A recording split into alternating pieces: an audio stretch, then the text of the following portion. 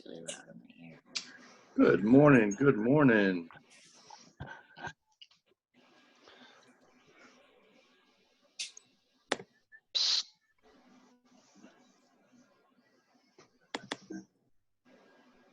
Are you guys able to see me? There we go. No. Nice shades.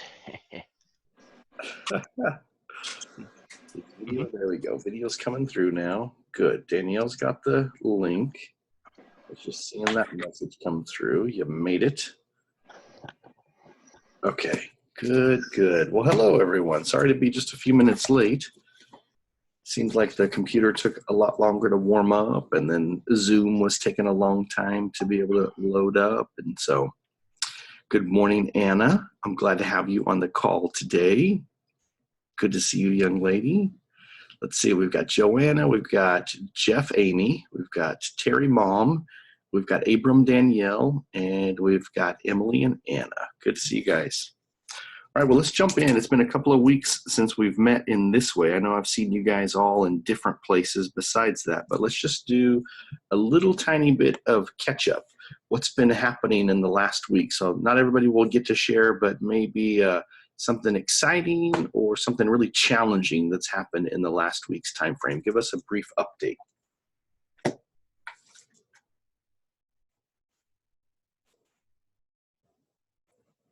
Come on, you don't want me to talk about going on the cruise and eating a lot of food.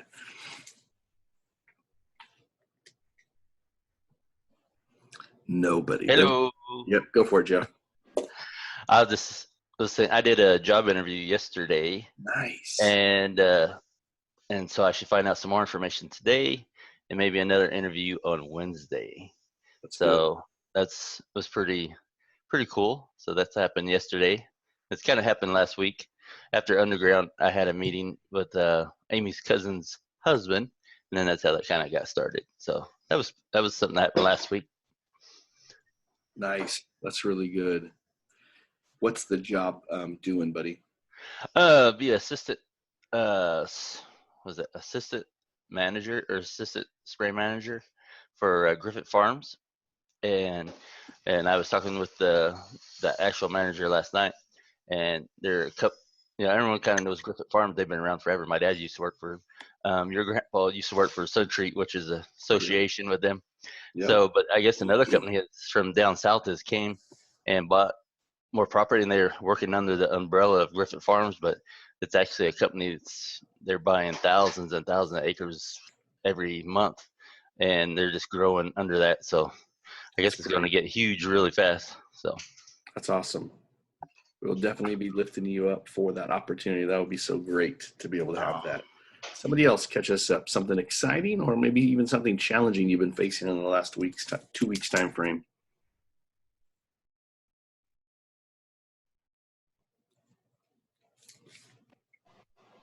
I can share. Yeah, go for it. So work has been picking up. October and November are always heavy loads for assessments for us and just everything. And me being the only psych at my site right now and handling all the counseling cases and all the other cases that just come up throughout the day, it's been hard. And I'm not supposed to bring work home, but I'm getting to the point where if I don't bring anything home, I'm going to start to fall behind.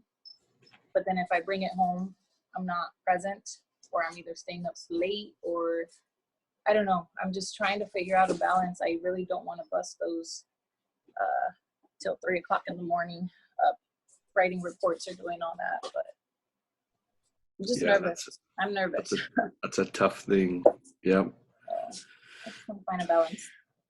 And then you guys are in the middle of purchasing the home too, and so you guys have a couple of different sources of pressure going on. Yeah, so my nails have suffered. I'm fighting them again. Cast your cares upon the Lord, for he cares for you in all of those situations. Yeah, I need to do that more. Yep.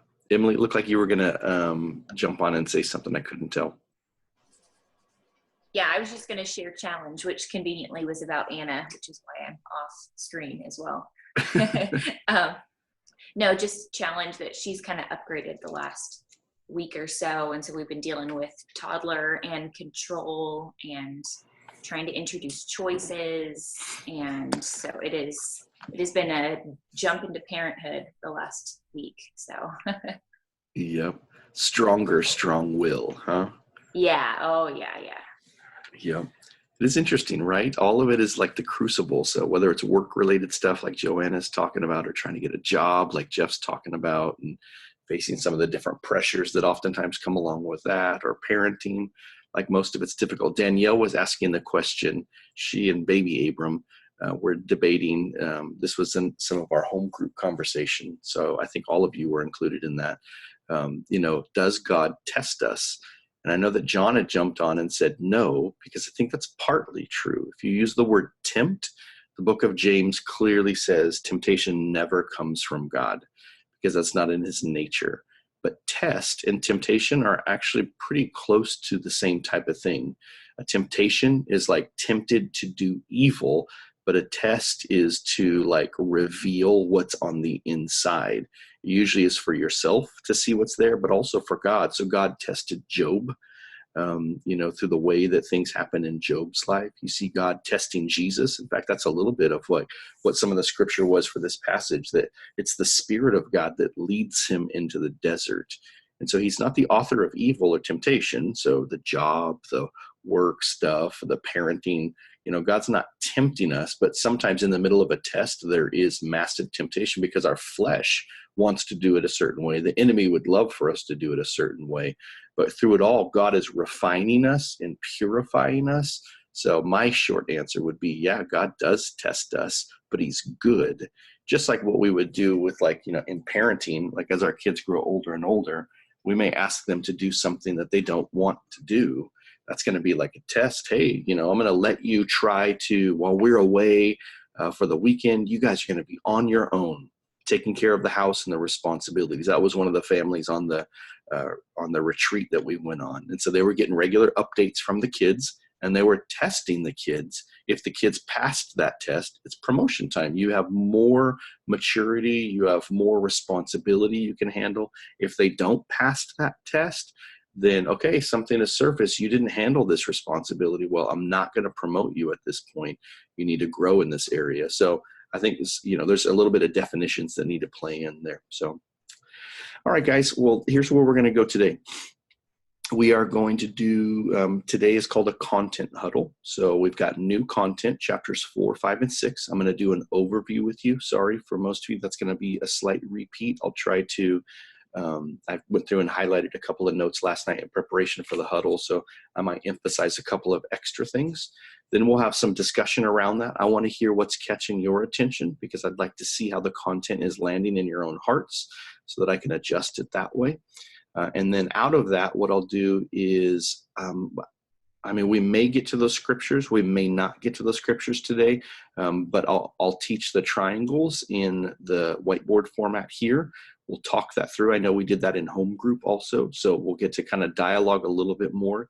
I'd especially love to hear from some of you who are more introverted, and so you don't always jump in as the first person to be able to talk.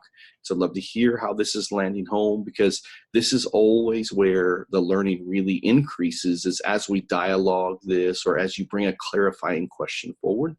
And all of this, what we're doing is we're looking for, what is it that God seems to be saying? So what's catching your attention in the chapters? That's pointing you in a direction. God's highlighting something.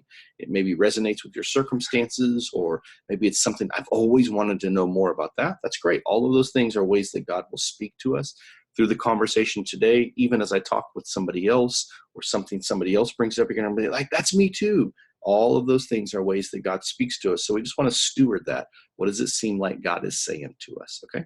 So here's chapter 4. Chapter 4 is titled, Who Am I? And Bob kind of lays out for 4, 5, and 6 these two main questions that everybody in the world is asking. Who am I? And what am I here to do? Like, what's my purpose? Everybody's asking that, from the richest to the poorest, from the popular to the unpopular. Everybody really does need those two questions answered, because they're critical to like who we are. We will do crazy things to try to get those questions answered, or try to establish those things. He goes into the topic of who's your daddy. He talks about how God created us. I like this quote. The Bible begins by clearly establishing our true identity, because the only one who can tell you who you really are is the one who made you. He's the source of that. He's the truth. And he describes who we are. So he goes on to describe this covenant-forming God who forms a covenant with Adam and Eve, and they break the covenant, but he continues to form a covenant with his people, even though the people continue to stray away from that covenant. He then goes into these covenant and kingdom triangles to be able to show how all of that content lines up in this simple image. He says, here's a quote, "In a covenant relationship, obedience is not a heavy burden of obligation, but a light yoke joyfully accepted." I think you can see that in marriage. I mean, marriage is hard stuff. We can all attest to it. It's not for the faint of heart. But you also do remember what it was like on your wedding date, the joy, the excitement that was there, the promise that you're making till death do you part. And there is a joy in the midst of it all, even though it really is super hard and it costs us so much in there. He goes on to describe the challenge of legalism, like we talked about in Huddle. And then from there, he goes into chapter 5. Why am I here? That second question talks about our search for purpose. And he talks about how Jesus came announcing the kingdom of God. God is a king. He, everywhere that he rules and reigns is his kingdom, his kingship. And Jesus came inaugurating that, kind of, in a sense, taking back what hell had stolen in the garden. And so here, there's a quote, "The Bible is very clear. You were created for a reason. There is a greater purpose to your life. God is the source of that. He's the one who gets to state those things." That covenant relationship also came along with kingdom responsibility. Rule and have dominion in my name. Then he goes on to talk about how there's power and there's purpose. So like there's purpose for the power that God has called us to, or there's power for the purpose that God has called us to. It says every child of God is given a role in God's kingdom. No one has to sit on the sidelines. We all get to play. This is a kingdom that everyone gets to play in. You matter in the kingdom of God. So we have God as a king. He establishes authority and he releases his power in us. We don't want to go about it in the form of manipulation that way. Last chapter is about the power to fulfill our destiny. So a little bit further into how did Jesus do his life and ministry? Bob uses his own example from carpentry, using power tools. He says this: participating in God's kingdom means representing God by doing his will on earth as it is in heaven, just as Jesus did. We may smile politely and nod in agreement with this in theory, but inside we know we will never do it, because obviously that is stuff that only Jesus has the power to do. Or is it? And he really begins to get at this question. I think we've all got to contend with it. I think we can theologically ascribe to it or biblically ascribe to it, but practically, do I see this in my life? Is there power to do the things that God did, that Jesus did? Because that's what he's called me to do. I like this too, because this was really where it hit home for me. And I think I see this in a lot of people's lives around me. Another quote, he said, "For the most of my Christian life, I assumed Jesus could do things I could never hope to do because he was God incarnate," which is true. And thankfully I am not. But sometimes in that he's Jesus, the unique Son of God, we think, well, because he did it, I can't do it then. He walked kind of magically, not even really touching the dirt. As he walked along, he always glowed this white thing. Everybody else was slightly dirty or really dirty, and he just radiated this pure light. But that's not really the case. He was born in a manger. People didn't recognize him. They didn't notice that there was anything special about him. Even the book of Isaiah seems to say that he wasn't very handsome looking. There wasn't anything that drew people to him in the ways that oftentimes things will happen that way in our day and age. But he operated in the king's power, in his own power. And so Bob then talks about how those are joined up. The Father is king. Our Father is king. He gives an identity, and with it an authority. He releases his power and power to obey, and how all of those are all joined up. And so it talks about learning how to be able to exercise the power that God has given us. I love the way this works. This is the last part I'll emphasize. This is very end of that chapter 6. He says, notice these key points. Jesus makes about the example he set for us to follow. He's kind of quoting John 14 now. He says, Jesus lived in perfect covenant union with the Father. Like he says, I am in the Father, and the Father is in me. It's an example of it. Jesus spoke on the basis of his Father's authority, not on his own. I don't speak on my own authority. As a result, the Father's power flowed through Jesus. Quote from John, but the Father who dwells in me does his work. So notice again, Jesus surrendered to that, submitted to it. Number 4, by faith, we can do the same things Jesus did. Quoting from John, whoever believes in me will also do the works that I do. And 5, as we yield control to the Holy Spirit, we can exceed Jesus' results. Because again, quote from John, greater works than these will he do because I'm going to the Father. And then finally at 6, those who live this kind of life can literally do anything God calls them to do. Whatever you ask in my name, this I will do, that the Father may be glorified in the Son. Really amazing stuff. And I think I want to continue to learn how to be able to step into it more. I want God to test me and grow me and try me so that I can be the type of person growing more and more into it. We usually don't sit back on the sidelines and grow. It's usually when we're in the thick of it, when we're in the midst of difficult circumstances, the Father who's so good is leading us through it all. So, all right, let's pause there. Love to hear from a few of you. What is it that was catching your attention from 4, 5, and 6, those chapters? Don't be bashful.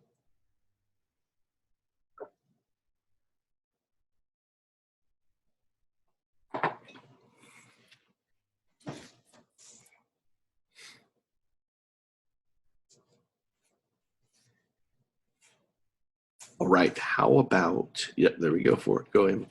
Yeah, I was just going to say, so I screenshotted those last things you had mentioned about specifically how Jesus, like what it looked like, the key points for that. And I feel like that first line of that, he lived in perfect covenant union with the Father, was the one that really like stuck in my head about in learning about power and the power that we have access to and can step into like authority in. It only works through like connection with the Father, and Jesus was a perfect covenant union. And so I think that's something I think God is calling me to work on, is like, I mean, always, right? Always, because his was perfect, but how to further like that union with the Father, how to further that covenant relationship so that I can have full access to his power. Yeah, absolutely. Yep, it definitely flows from covenant into kingdom. Sometimes God will call people kingdom first and then into covenant relationship, but usually the source of it all, the engine of it all is flowing from that. And I think something that was unique about Jesus, being sinless, that he didn't have the same resistance. He was tempted in the same ways that we're tempted, but he was always successful with it. So he did have an advantage in that regard. But he felt it all. He knows what it's like for us to go through it all. And so he had a perfect covenant relationship, which was the source of it. But we can continue to grow closer and closer to God. So ours is like this upward climb of closer intimacy versus starting from that place of closer intimacy. And then we've got all kinds of things. I think, again, I'm going to emphasize the testing thing that Danielle was bringing up, because I think this is all part of it. See, we've got all this baggage that we bring to the table. We had ill-formed covenant relationships with our own biological families or with close people in our lives. And so we bring these fears and inhibitions to the table. So even we bring those to our relationship with God as we're trying to grow closer to him. We're like afraid he's going to do these things, or, oh, he knows this about me. So therefore, and so a lot of times he's like trying to unpack all the baggage that we bring to the table to help us come closer to him. But he's good. He'll help lead through every one of those things, even through painful stuff. Somebody else.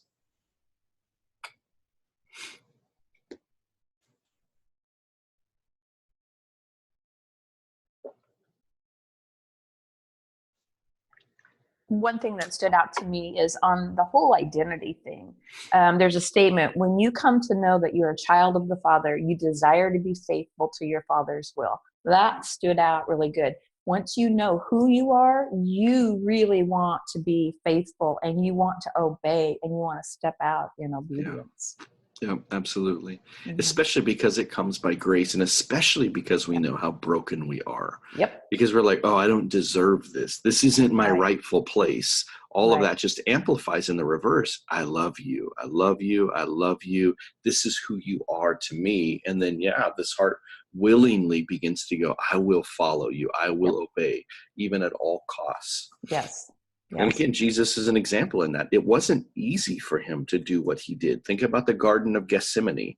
In the Garden of Gethsemane, he's sweating drops of blood. Please, Father, if there's any other way, make this happen. The author of Hebrews tells us that Jesus learned obedience. That's crazy. The Son of God, God incarnate, the creator of the universe, learned obedience by being one of us, one of his own creation. And so, he surrendered all that way and willingly continued to follow in there. Yeah. That's good stuff. How about one more person? Joanna, I'd love to hear some of your thoughts, how this is hitting home for you, some of what caught your attention. Okay, I'm changing diaper just in case. I was wondering what that smell was. I really like the identity chapter. There's a few things that I underlined in it that stuck out. Let me go through it. I think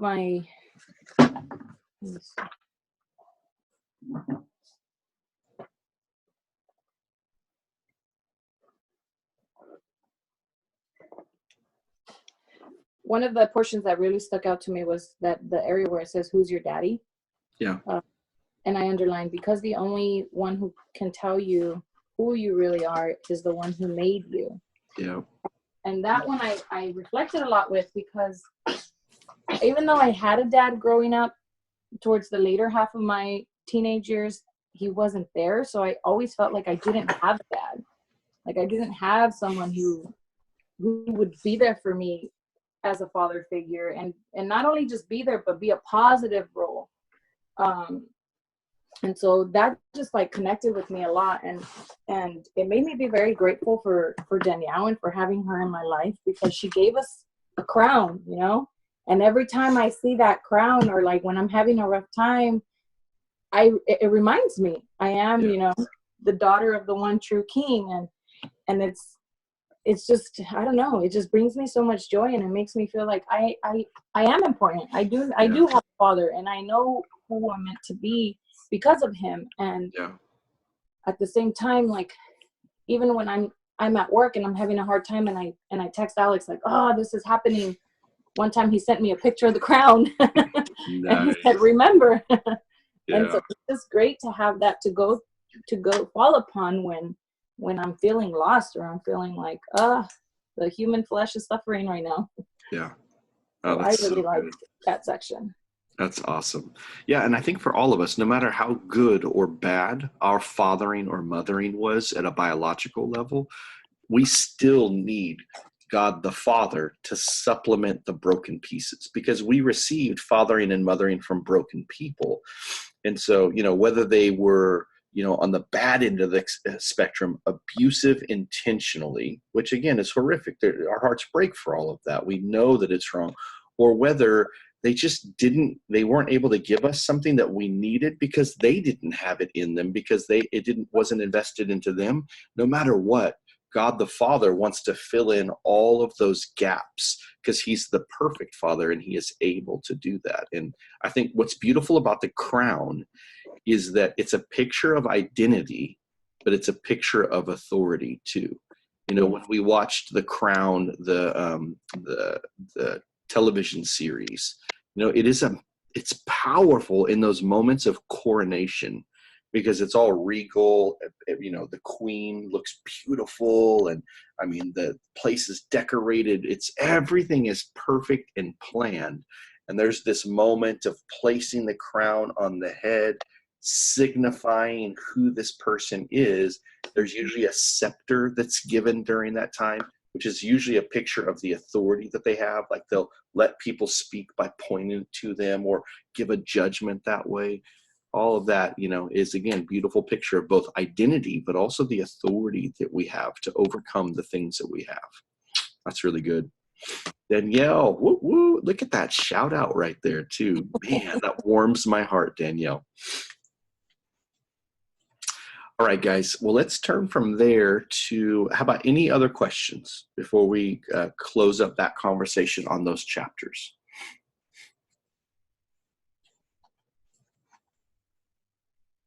All right, then I am going to, let me pull up this email to look at some of these questions. Sent.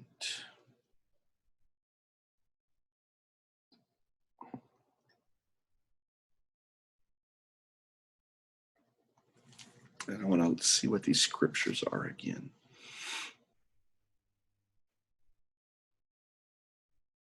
Good. I think I'll speak about that one for certain. Okay, what I'm going to do is I'm going to pull up the share screen, put up the whiteboard. I want you guys to see this again.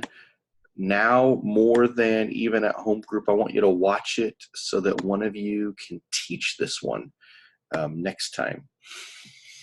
So I'm going to probably, because of our discussion, I'll probably add layers onto it. So there's the basic covenant and kingdom triangles, and then there's like the more advanced stuff. The person who's going to share this in review next week only needs to do the basic part. So don't think that you've got to do it all, but watch this so that you could repeat this for next time. Let's see if I'd love to have one of you volunteer to be that person. Okay. So the Bible is about two things. As complex as it is, as many different authors as have written it, as many different books that there are between the Old Covenant and the New Covenant, Old Testament, New Testament, it's about two things. It's about God wanting to be a God of, or not wanting to, but being a God of relationship, of covenant relationship, and about him being a God of responsibility who also delegates responsibility to his creation. So the Bible is about covenant and it's about kingdom. So the way that we articulate that is that we use a triangle because it's a picture of Jesus' life to be able to depict that. So the covenant triangle is one where we see that God is identified as our Father. He's a good Father who loves us. He knows us. He's perfect, like what we've been talking about. And then this Father, what he does is he gives us an identity. He tells us who we are. He shows us who we are. Even if it's like our own flesh doesn't agree with it, he still shows us this is who I've made you to be. Just like what we referenced, the one who created us has the right to be able to tell us who we are and what we're called to be able to do. So our Father, by his grace, gives us an identity. Out of that identity, what he then calls us to do is he calls us to obey, calls us to obedience. And like we talked about, it's not a slavish obedience. It's an obedience that flows from a heart of that grace that identifies us, an obedience that flows from a source of love because he first loved us. And so though the journey from identity to obedience is not easy, it's definitely something that comes from a heart that has been won by the Father who is good. That's the basic covenant triangle. Then what we've got is, I'll do this in another color, the kingdom triangle. So it's all about relationship, but it's also about responsibility. This is the kingdom triangle. And in the kingdom triangle, just like God reveals himself as Father in the kingdom triangle, God reveals himself as King in the kingdom triangle. Change the color of that one. Hopefully, no. Rewind. Now let's try.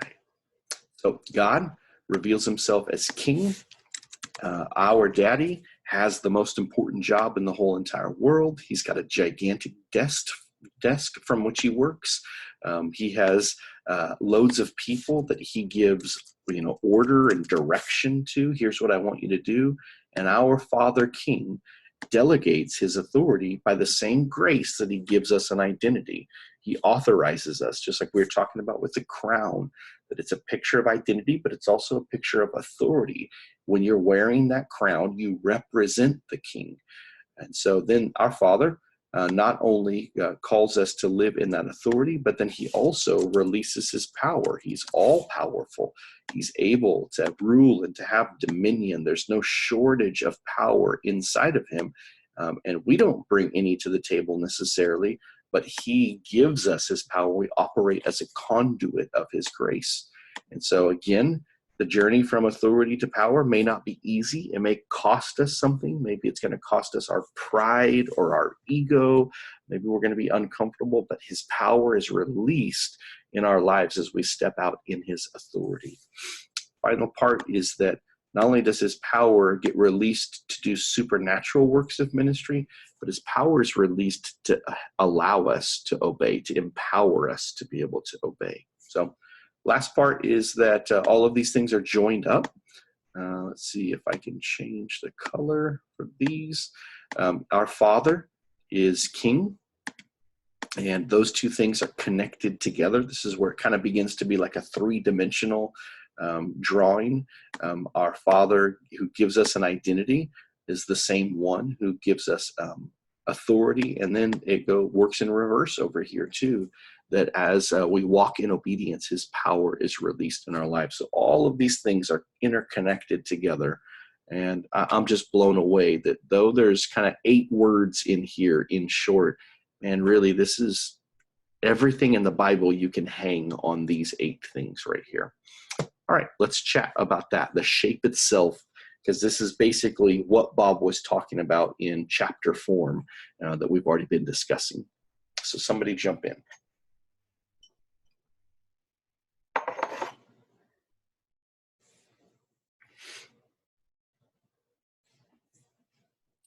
Jeff, I'd love to hear some of your thoughts in this.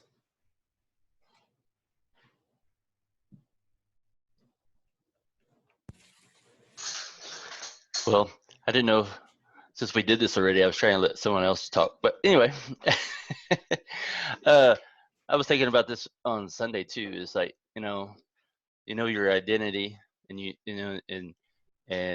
try to, represent yourself, or when you're out in public, you represent God. How would God handle a situation when you're in public? It's kind of like your identity.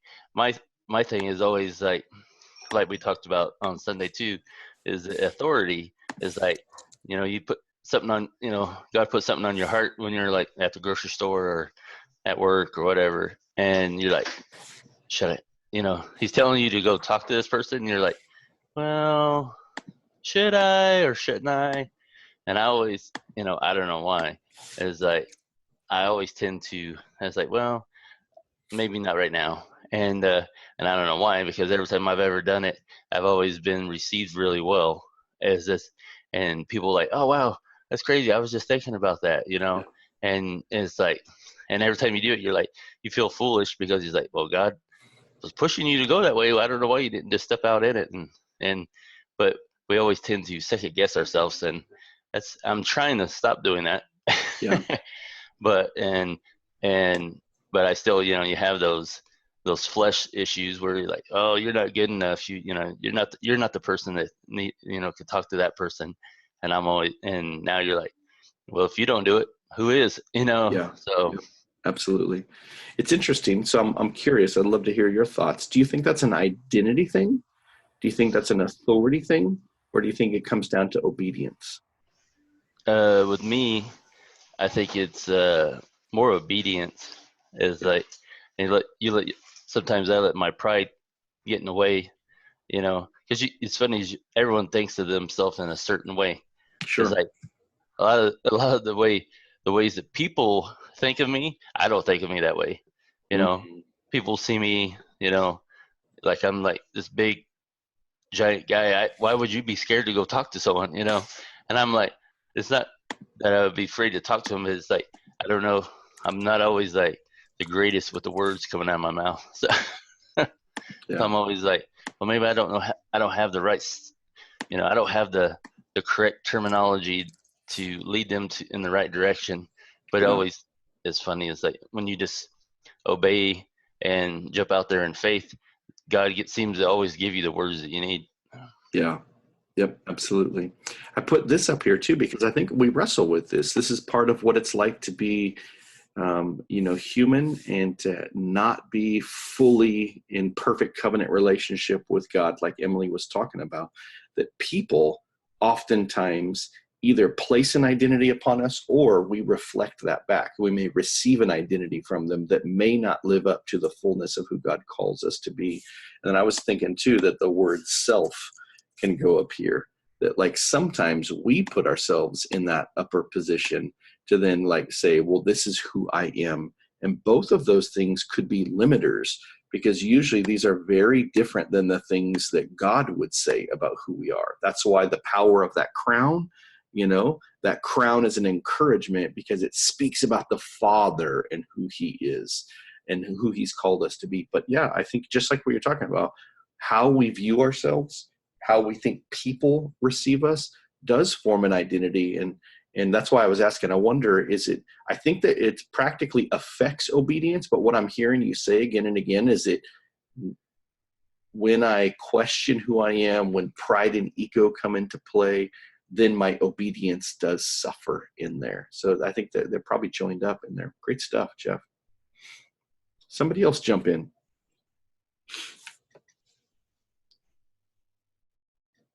Danielle, we haven't got a chance to hear from you in any of this. What catches your attention out of looking at this shape this way?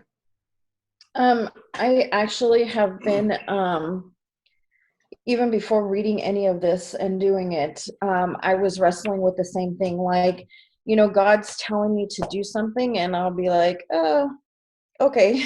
And I just wouldn't do it. So now what I've been doing more is, like when you text me yesterday, I was just like, yes, because I would be the first person to say, no, no, I can't do that. Or, when he's telling me. And I seen a big,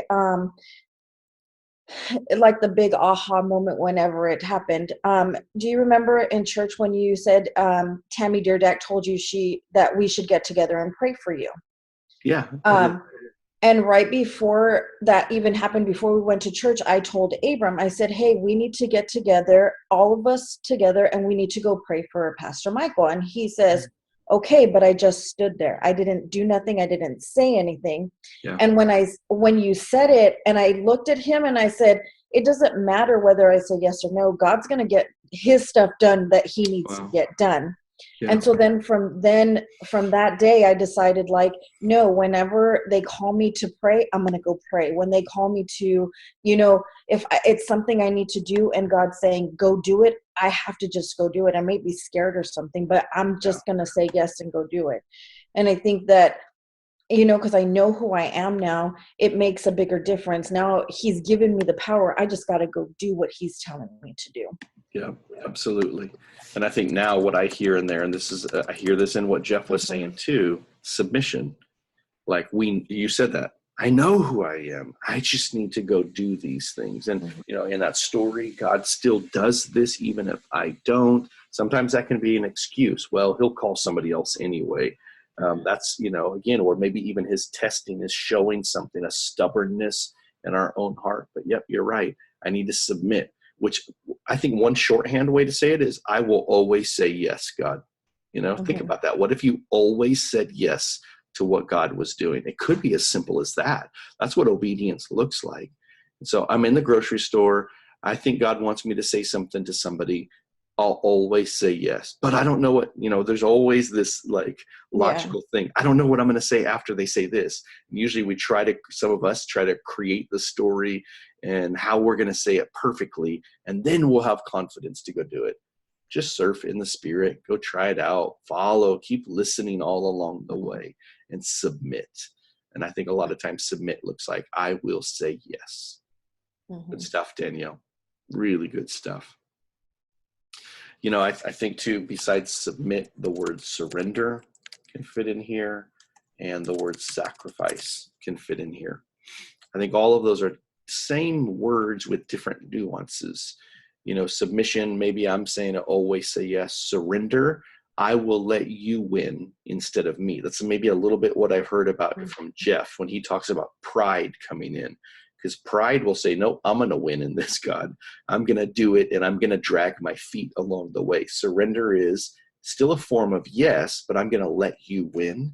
And then sacrifice is recognizing it will cost us something. It may cost us people making fun of us. It may cost us, like, oh, my ego is hurt because I probably look like an idiot right now, or I look like who am I? Usually all of those things fit in together, but I think that's where this side of it comes into play.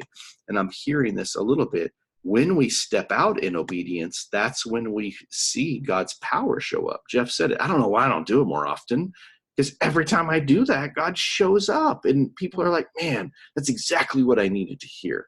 And so if the enemy can stop us and we can hold on to and not walk in submission, surrender, and sacrifice, then we don't see the power of God on display working through our lives in the same measure. And Jesus said here, there's a nourishment. This is John 4. There's a nourishment that I have that you know nothing about. My food is to do the will of God. So as we step out in submission, surrender, and sacrifice in that obedience, God's power actually nourishes us too. There's a sustenance that comes from it that we were made for. Good stuff, guys. All right, I'll open it up. Let's one more kind of question before we begin to go around and share what is it that God seems to be saying to us. Anybody else?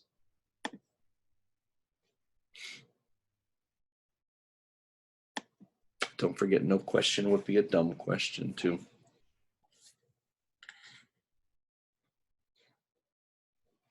Okay, here's what I'd like you to do. Kind of look at that image as a picture of what we've been talking about. Think about what we've discussed from the chapters, what already was catching your own heart's attention from reading the chapters, and then take all of that to the Lord right now and quiet your heart before Him. I'll give us about a minute's time to just be still, and then I want you to get a pen or a pencil or iPad, whatever you're working on, your device, and write out what you think God's saying to you right now. Don't forget that when He speaks, He's not going to tell you and rub your nose in it. That's usually not the way He speaks. Those are in very severe circumstances where He's really correcting you that way. Usually it's going to be a word of grace. Usually He's going to remind you of who He is, or He's going to remind you of who you are. There may be challenge in it. It may be like, oh, He's calling me to do this thing, to surrender. But it's always going to be grace-filled in there. I want you to write out in one sentence what you think God's saying to you, and then we'll share that. In fact, since I'm actually asking you to write it, I'll give you 2 minutes time frame to really hone that sentence, okay? Ready? Holy Spirit, come. Lead us to the things of Jesus. What are you saying to us, Lord? Speak to us now. About 2 minutes of silence as you write that stuff out, okay?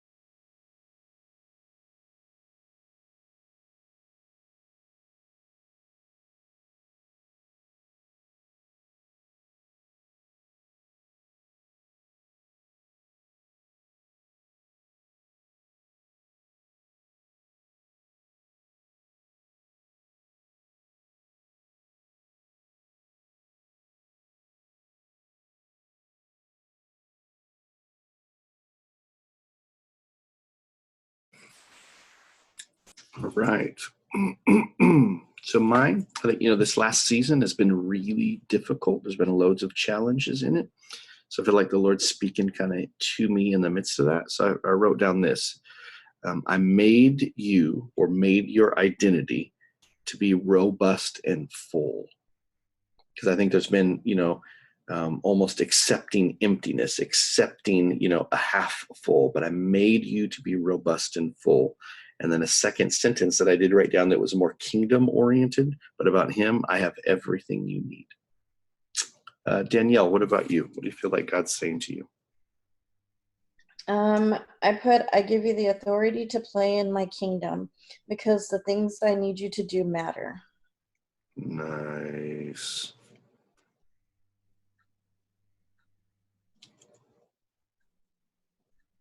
What's the last part? Because the things I need you to do matter.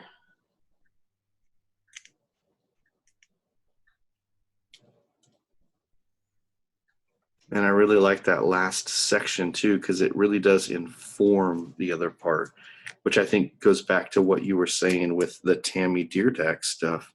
Like, it matters what I'm asking you to do. And it's almost like God saying, it matters to my heart that, these things get accomplished. That's really great. How about Mom? I just felt he said, your covenant identity in me empowers you to reflect my kingdom power. Step out, I have authority. Mm-hmm. So your covenant identity in me allows you to? Empowers me to reflect my kingdom power. Yeah.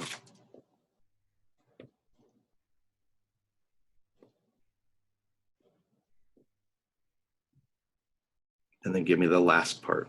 Step out, you have authority. I think that's probably where I probably get stuck.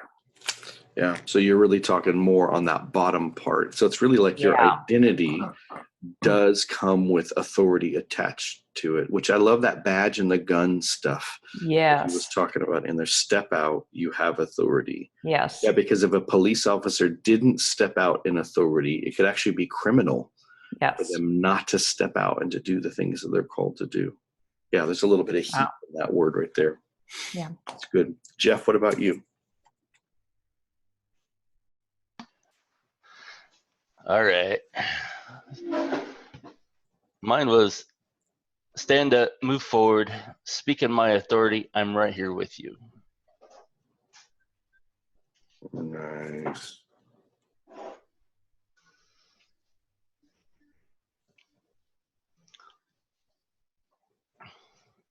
That's so good.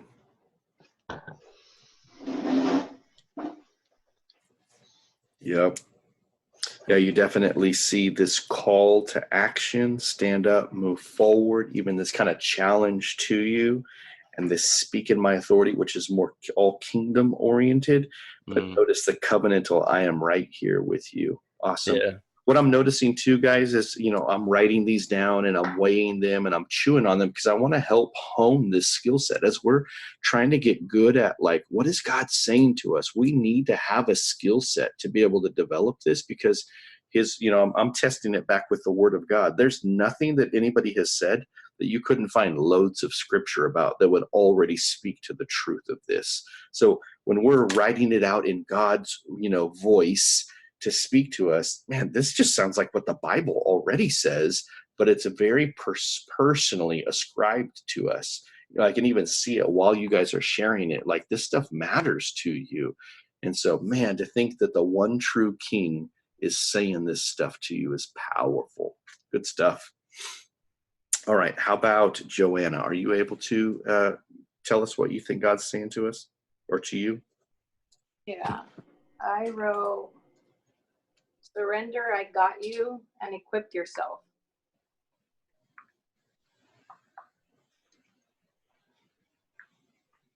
What do you think equip yourself is about? I've got a couple of ideas in my mind, but I want to make sure that I'm understanding what you're saying and thinking. I think to me what it's saying to me is, or he's saying to me, because I need to dig myself deeper into the Bible or start reading Come more. on. Because even just when I was telling you some of my struggles right now, you know, when you said that, I'm like, ouch, yes, I need to do that. But because I don't read it, it's hard for you to know what you don't know. Yeah. You know, like if I'm not reading it and I'm not putting myself into it, then of course I'm not going to know what to fall upon. Yeah, that's really good. In scripture wise, I mean, I know I can fall on him, but just a direct visual saying that I can see. Yep. I kind of thought that too. I think the other part that's important in there in equipping is worship as well. So I think worship and the word are really critical parts in there. And then you're in a unique situation. You're a working mama with 2 little ones, you know, and sometimes it feels like this doesn't fit into my life. And it may not fit in the way that you're currently thinking about it. But, you know, like Danielle has found ways to be able to let the word of God fit in her life. My mom, Emily, like who understand then as a mama, like what it's like and how to be able to fit that in. So it may not be exactly the way you have it set it in your heart. Here's Joanna reading the Bible 1 hour a day in perfect peace and nobody bothering her. It's probably going to be a little bit messy, but maybe even you could turn and ask, how do you do this? What have you done in this season so that the word can be a daily thing in my life? That's awesome. And I think I like that you said that, because I feel like that's my issue. I have this envision of what it's supposed to look like. Yep. And because I can't sit and do an hour, because I don't sit and really like dig in deep. And the way I function is to read, take notes, and really like process what it's saying. Yeah. And I can't do that. I feel like I'm not doing it. But yep.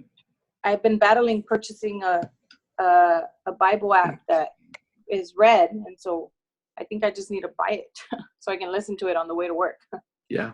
Yeah. And that's a great way. So you do have that time where you do have usually, you know, less interaction or interruption there. So that's one way that I know many people will get like nourished in the word. And so, yeah, there's no cheating in that. You're not shortcutting the process. You're using what you actually have in real life. But you're still getting that need met. I mean, I even think it's, you know, I appreciate it. Here you are on the call, changing diapers, holding Noah. I mean, you're so brave in the midst of it all. You're doing the real life stuff and you're getting discipled all in the same time frame. Man, that's amazing. Amazing stuff. Emily, what about you? What do you think God's saying to you? Yeah, I mean, I feel similar with Joanna in that same mindset, but this is the sentence I was given. So set your eyes on the Father. Don't be satisfied by mediocre, but strive for perfect covenant union. Man, that's so good.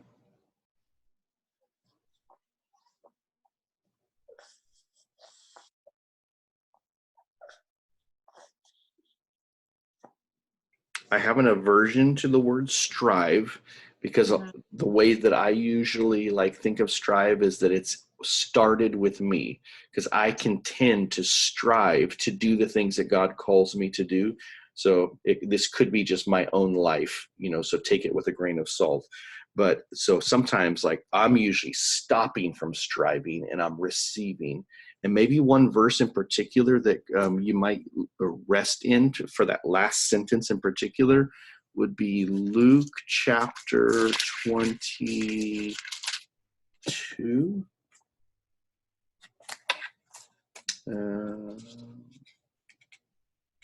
Yeah, let me find the verse for you.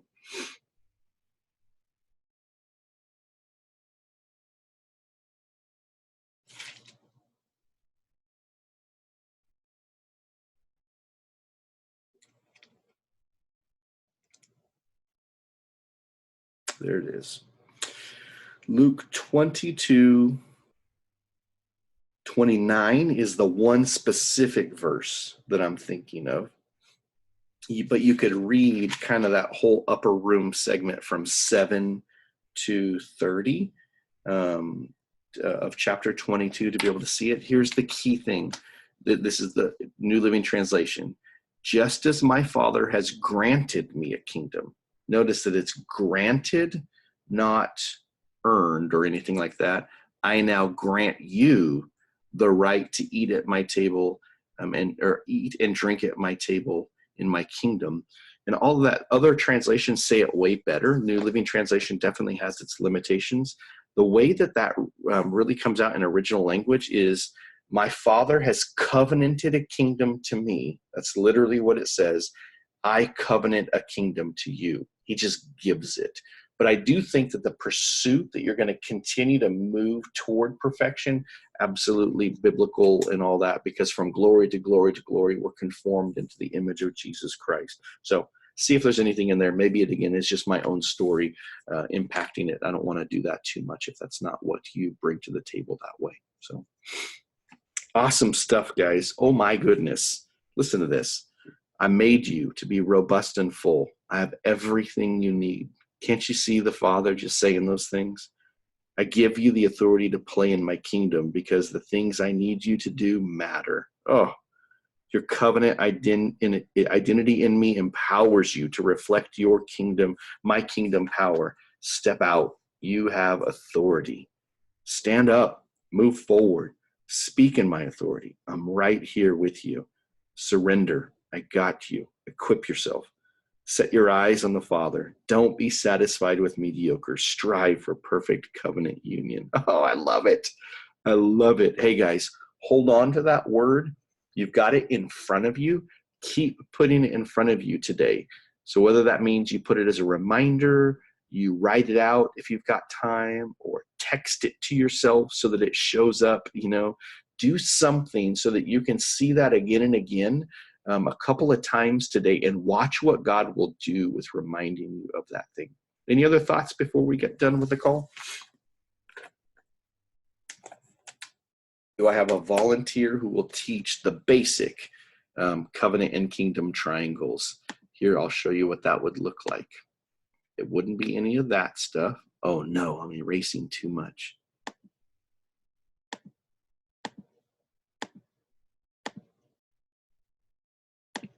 And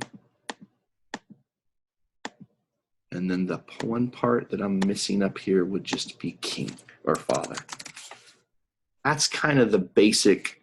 I'm now noticing covenant is gone.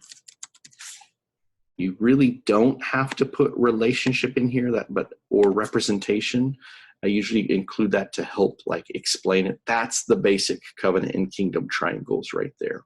Who wants to volunteer to teach that next time? All right, Emily, you get to choose then. You have authority to say who does it. Oh, I get to choose? I'm going to say Danielle because I heard her say that she's going to say yes. Jeff's pumping his fist because he doesn't have to do it. Plus, because Danielle's the one that does it. So no, Danielle was my choice too. Nice. So Danielle, if you want, you can do it like this on the whiteboard. If you want to jump on to be able to practice it at any time, to get familiar with the tools and how to draw it, feel free to do so.